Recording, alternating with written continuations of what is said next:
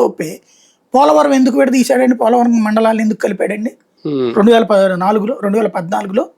అంటే ఆయనకున్న కమిట్మెంట్ రాష్ట్రం పట్ల కానీ దేశం పట్ల కానీ బాధ్యత.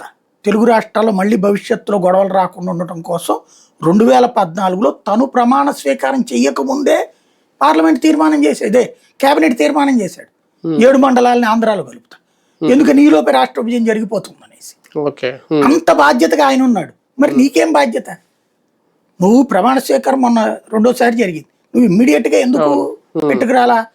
రూల్ ఏంటయ్యా అంటే ప్రొసీజర్ ప్రకారం అసెంబ్లీ తీర్మానం చెయ్యాలి. వీళ్ళు ఏంటి దాంట్లో రాసుకుంటే పోతుంది కదా అని వదిలేశారు. నేను చాలాసార్లు చెప్పా, అసెంబ్లీ తీర్మానం చేయకుండా కేంద్రపు లెక్కల్లోకి రాదు, లేదా అసెంబ్లీ తీర్మానం చేసిన దాన్ని హోంశాఖకు పంపించాలి.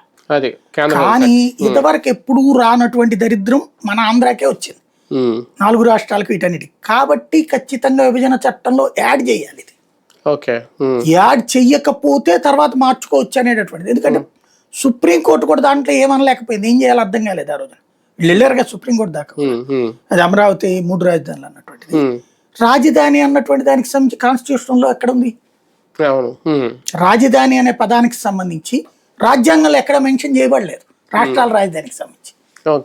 రాష్ట్రాల రాజధాని ఇట్లుండాలి, ఎవరు డిసైడ్ చేయాలన్నది అసలు ఏపీటీగా లేదు అందులో. కాబట్టి ఇది ఒక